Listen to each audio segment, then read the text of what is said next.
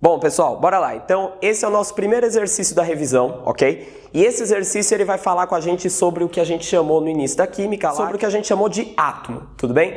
Então, para a gente falar do átomo, a gente tem que pensar da seguinte forma. O átomo é uma coisa que ninguém nunca viu, ok? O átomo é algo que ninguém nunca conseguiu observar de fato. Então, os cientistas, com o passar do tempo, eles ficaram imaginando como que seria esse átomo. E eles imaginavam isso com base em hipóteses científicas, com base em testes, experimentos e tudo mais. Então, conforme foi passando o tempo, a ideia de como o átomo era, ela foi se modificando, tudo bem? Hoje em dia, a gente tem uma ideia de átomo que é a ideia mais atual, mais utilizada, que foi criada basicamente com os estudos de dois cientistas muito importantes, que foi o Rutherford e o Bohr.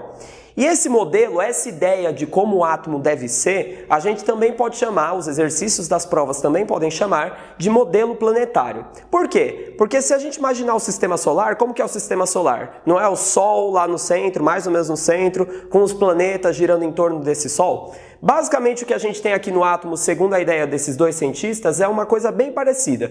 A gente tem uma região lá no centro do átomo, ok? Que estaria fazendo o papel desse nosso Sol, e essa região do átomo a gente vai chamar ela de núcleo atômico, tudo bem? Em volta desse núcleo, a gente tem uma região que a gente vai chamar ela de eletrosfera, e que essa região estaria fazendo o papel mais ou menos que os planetas fazem no nosso sistema solar, girando em torno do Sol. Essa região é a eletrosfera, e nessa região nós temos partículas que nós chamamos de elétrons, tudo bem? Lá no núcleo, essa região aqui do centro, nós temos duas outras partículas atômicas, que nós chamamos de prótons e nêutrons, tudo bem?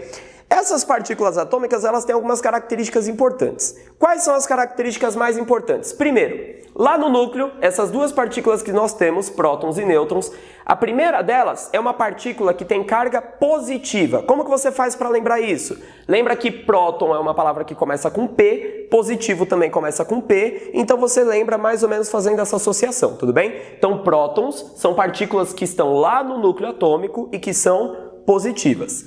Já os nêutrons, eles têm esse nome justamente porque eles são partículas de carga o quê? Carga neutra, tudo bem? Então eles não têm carga elétrica, a carga elétrica deles não é nem positiva nem negativa, é zero, beleza?